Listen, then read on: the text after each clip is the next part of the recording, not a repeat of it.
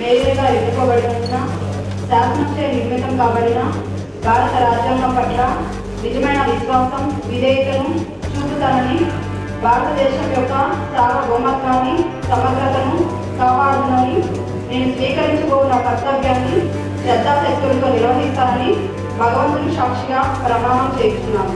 నెల్లూరు నగర మేయర్గా మహిళలకు పదవి కలిసి రావడం లేదా? ఆ బాధ్యతలు ఏ మహిళ తీసుకున్నా పదవి గండం తప్పడం లేదా?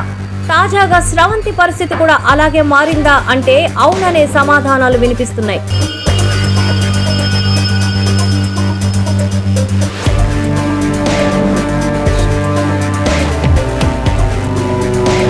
రెండు 2008లో నెల్లూరుకు కార్పొరేషన్ హోదా ఇచ్చినప్పటి నుంచి మహిళలు మేయర్లుగా చేయడం ఇక్కడ వారికి గండంగా మారింది. మొదట కార్పొరేషన్ అయిన వెంటనే మేయర్గా నాటి అధికార పార్టీ కాంగ్రెస్ నుంచి శైలజ మేయర్గా ఎన్నికయ్యారు. కానీ సొంత పార్టీ నుంచే వ్యతిరేకతను ఎదుర్కొని ఆమె ఆ పదవి నుంచి తప్పుకోవాల్సిన పరిస్థితి ఏర్పడింది. పూర్తి స్థాయిలో పదవిలో కొనసాగలేకపోయారు. ఆ తర్వాత భానుశ్రీ మేయర్గా పనిచేశారు.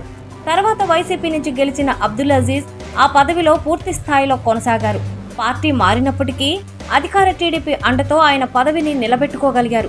కానీ ఇప్పుడు వైసీపీ నుంచి గెలిచిన మేయర్ స్రవంతి ఆ పదవిలో కొనసాగుతున్నప్పటికీ ఆమెకు కూడా పదవి గండం ఏర్పడింది. రేపో మాపో ఆమె పదవి నుంచి వైదొలుగుతున్నారనే గుసగుసలు వినిపిస్తున్నాయి.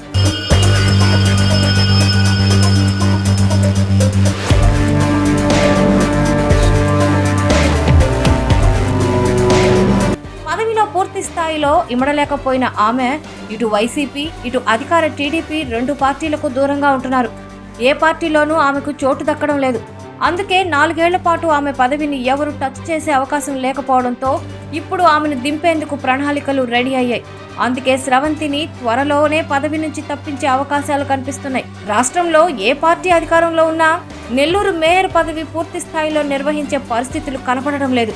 నగర అభివృద్ధి కోసం పాటుపడతామని ఓటు హక్కుతో తమ నాయకులను ఎంచుకున్న ప్రజలకు మాత్రం మోసపోక తప్పడం లేదు.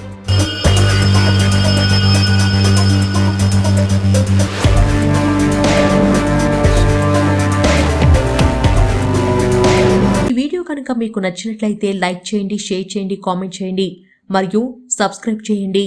చూస్తూనే ఉండండి లిమ్రా టీవీ.